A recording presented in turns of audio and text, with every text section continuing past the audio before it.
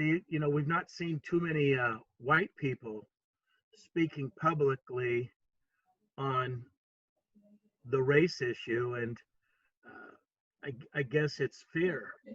It's fear, and These are strange times, as you both know. I mean, really strange. And I think the whole social fabric right now is so messed up. And I'm not sure people are able to even only think rationally. I don't know. yeah, I'm kind of negative about too many things these days, all because of this mess we're in. yeah. But you also know the social fabric was screwed up even before this. Yes, of course. And Tracy, Colin and I, are close, but he was a big fan of Nelson Mandela. And, there's no kids on here, so we could speak our mind, but, the social and the racial fabric of this country, every little bit helps, but it's sort of blueprinted in a 400-year history. Hmm. And Tracy's a music teacher. So she changes kids one kid at a time. I change kids one kid at a time. But to reframe 400 years, good luck. You're hoping to have a long lifetime, right? Yeah, but Colin is probably more well read, and probably way more read on South Africa. So, Not well, somewhat, but well, can you name countries that have had such disparity and such growth? Can you name countries that have had disparity and had reconciliation and growth? And there are probably some. that's a good question.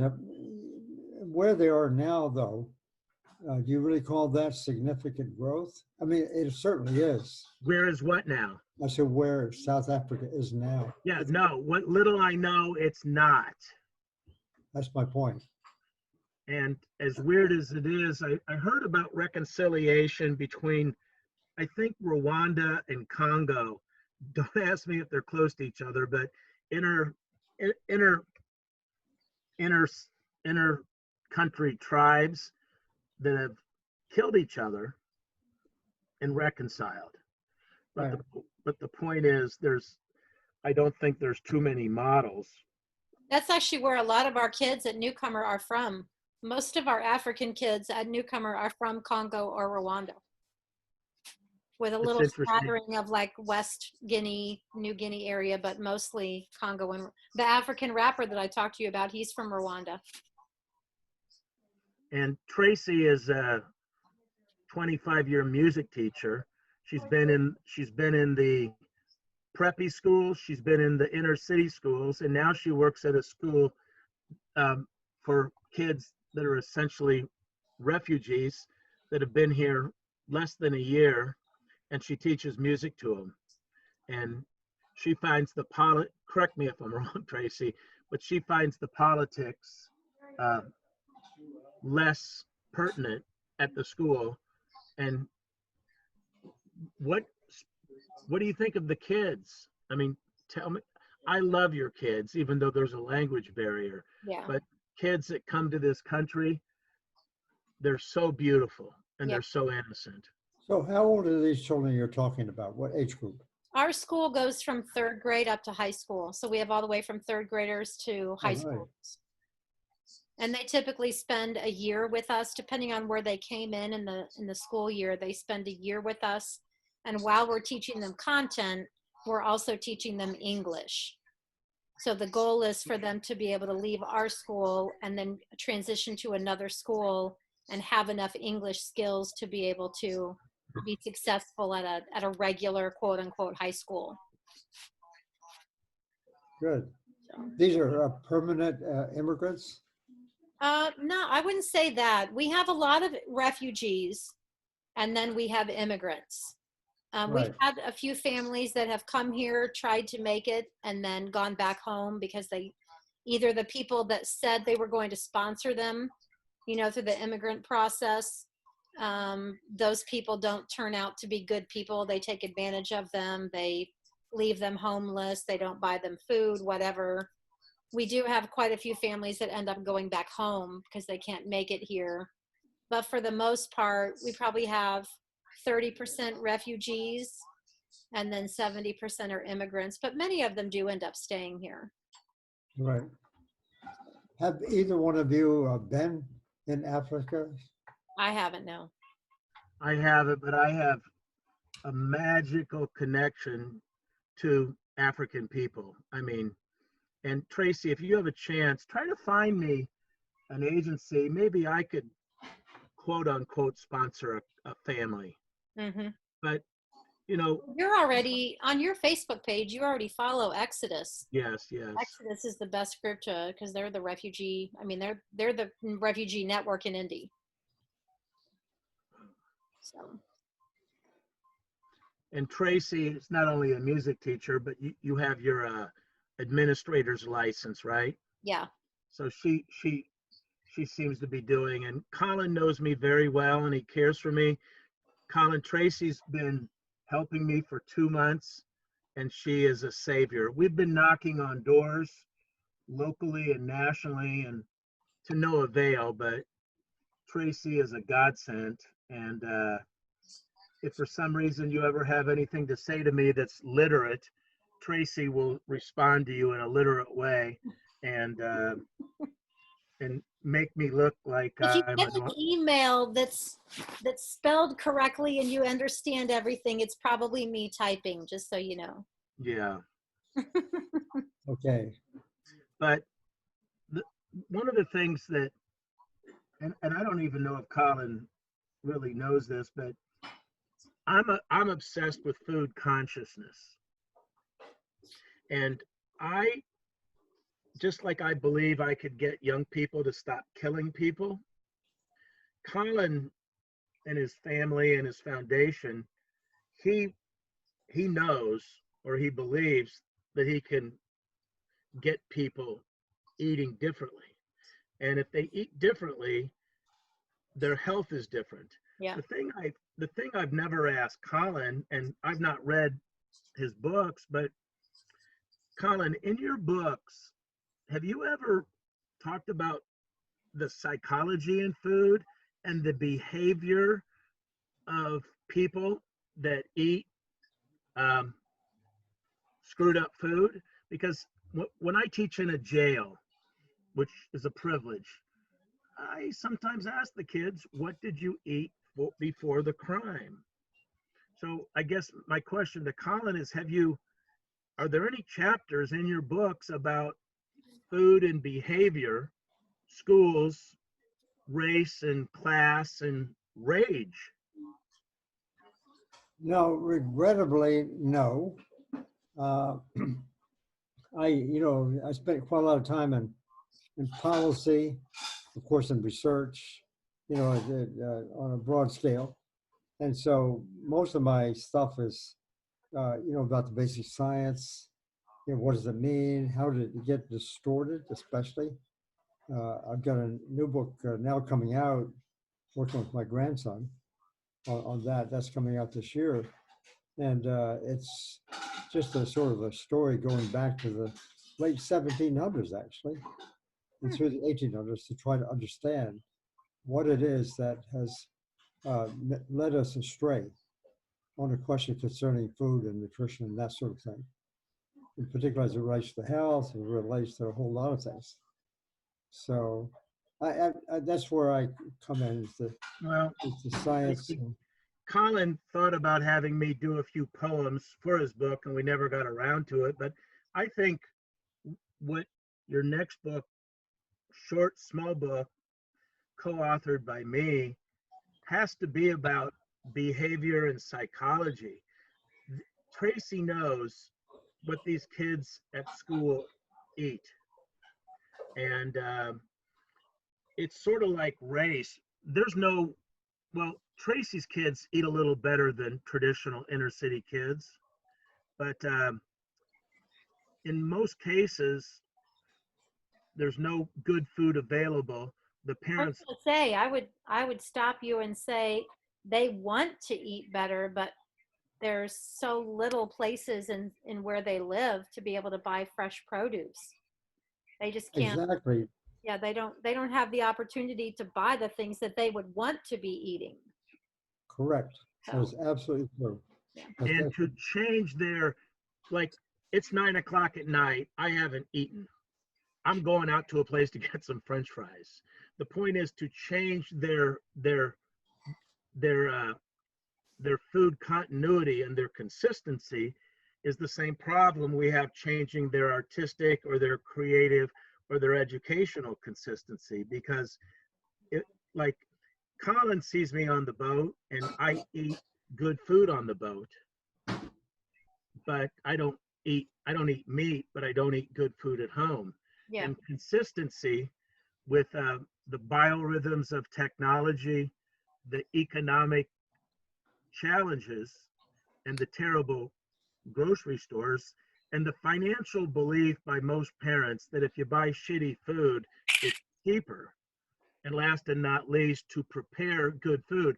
But Tracy's students and their parents, there's a grocery store, an international grocery store called Sriracha Market, and it's as big as a Walmart. And it has every element of international food there. And it's amazing. But for the average kid in a poor neighborhood, it's poor thinking. And unfortunately, Colin, that goes back to probably 1619. Um, you Of know, course. slaves didn't get fed good food. No. Well, as you know, so many are relegated to impoverished communities, and that's part of the whole game. And so, the obviously companies can't make the kind of money they would like to make, Right. you know, in those areas. It's you know it's a huge systemic issue, um, you know, involving decisions made by the government, decisions made by industry, food industry. I mean, it's really a mess, and not enough people are in a position to be able to do much about it. Um, so it's a big problem, but at least we should become more conscious. Yeah. Yeah. Yeah. Well, if you do a next book, or if you ever want to do some, if we could ever do this again with some kids that will speak about their diets and their food and their misfortune and their palate. As I've told Colin, Indianapolis is sort of a middle America cesspool, and Tracy, you know, we did have about 40 people on last week, and sort of odd that no one showed, but just like the continuity, the incentive, the transportation, what is in it for them?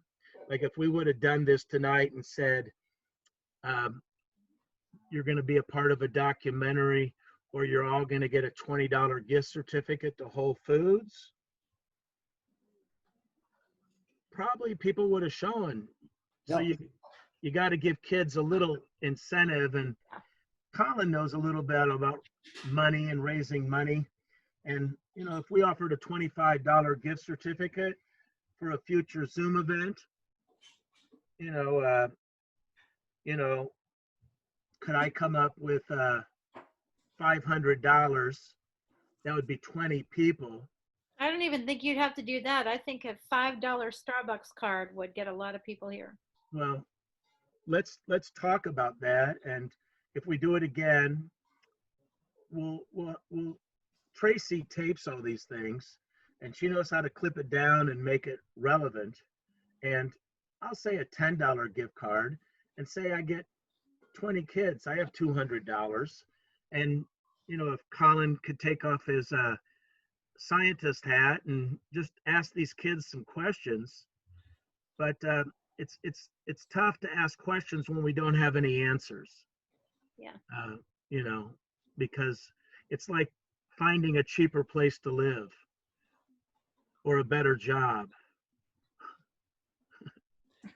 Tracy, when you said that, you know, they don't really have good food to eat and they would like to have it, I think you said, but they're not able to get it.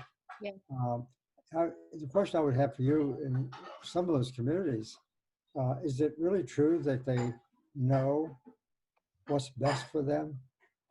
I mean, I think, I think, I think, I think, the I public, think they do.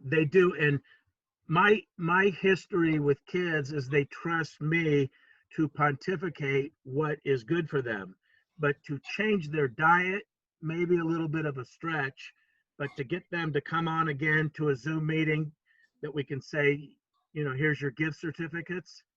But the point is that food is embedded. You spoke about 1700, since the beginning of slavery.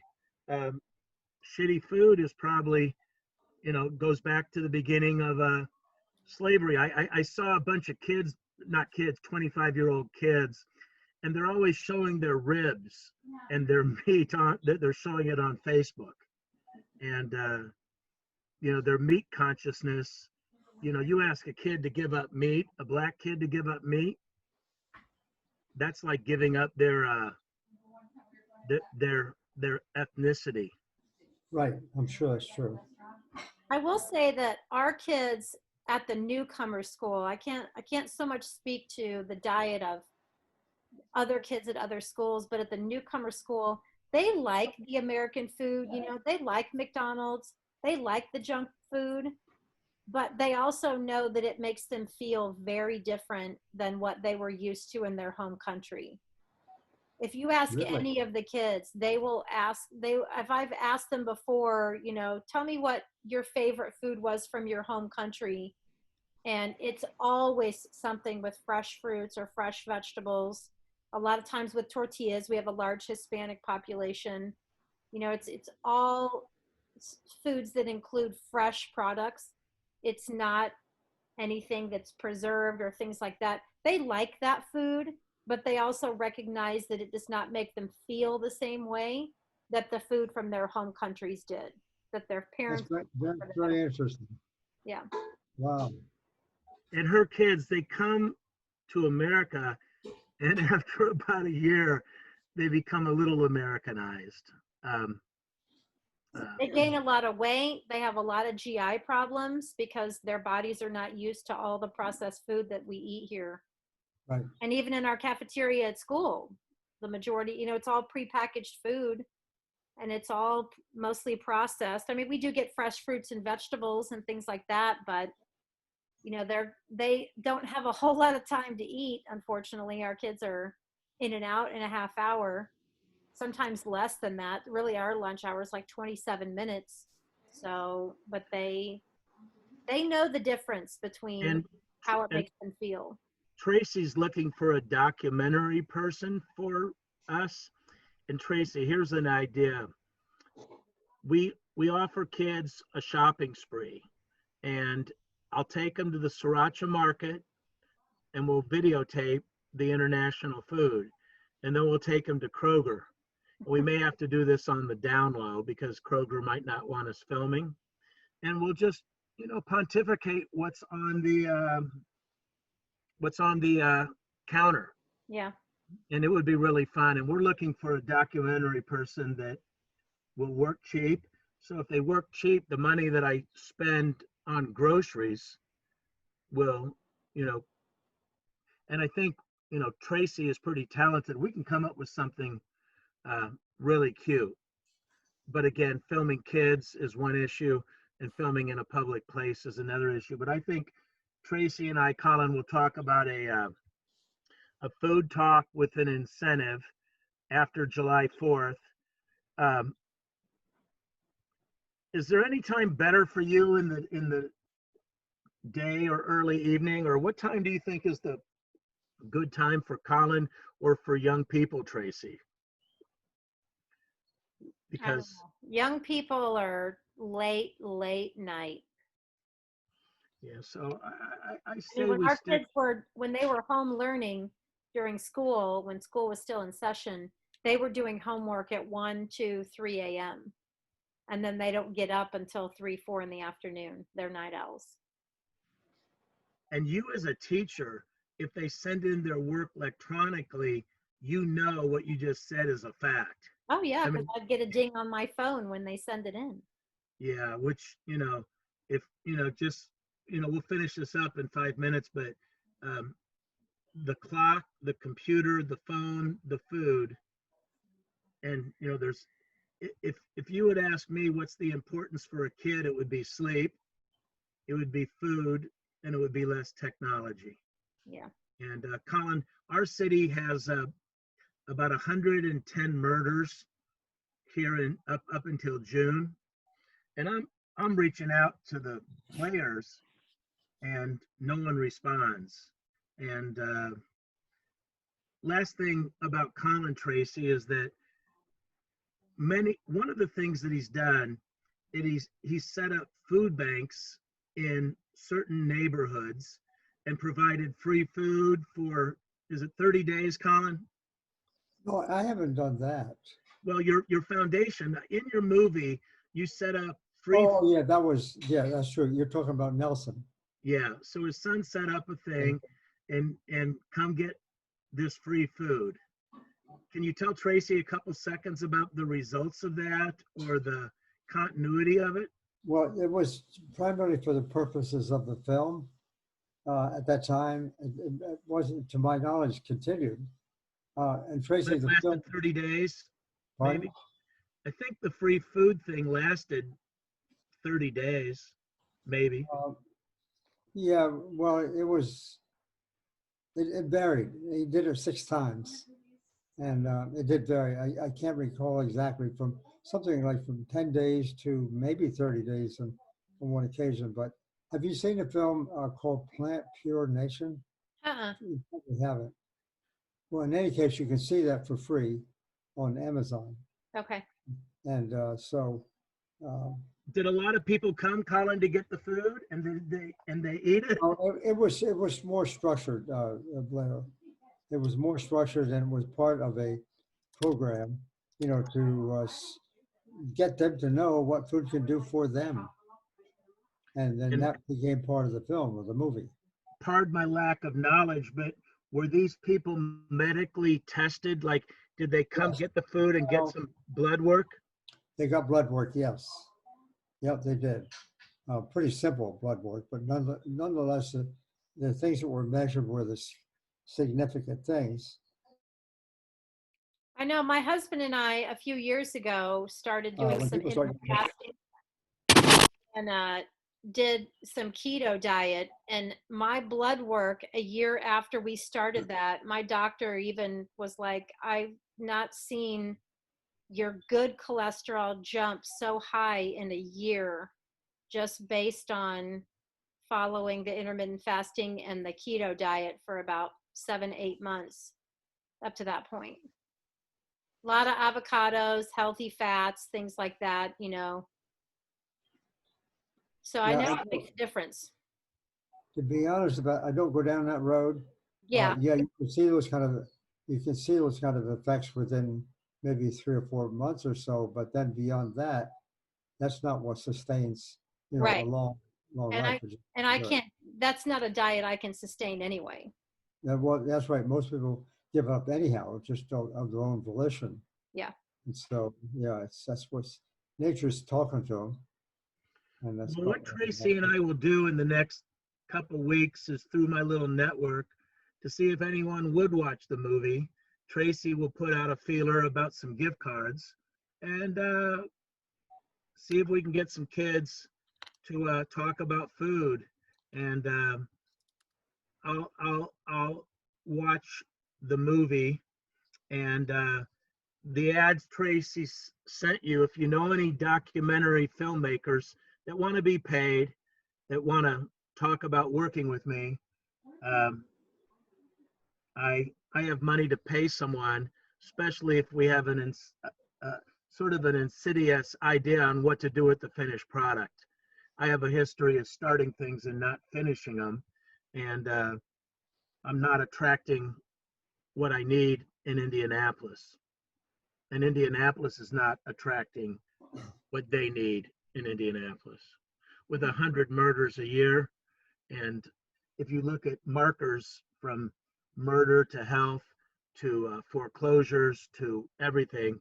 Indianapolis, where I've made a mark, is down there with the Mississippis and the Alabamas. Indianapolis. So, Right. well, tell your wife hi. I will. Your wife, tell Karen I said Oh, hi. yeah. I will. Let me see her face. Let me see what she looks like. See if she looks pretty all the time. I don't think she's here. I was looking, I don't see her, so she's not around. Well, Yeah. Well, thanks for Hey, jumping on, anyhow, Colin. yeah. Pardon? Thank you for jumping on. It was nice to meet you. Well, thank you, and have a good evening. yeah, have a good evening. And Bill Gates Bill Gates was on CNN, but he's done. Thanks for your time, and tell your daughter hi I will. and your wife. I will. All right. See you Yeah. later. Thank you. Thanks.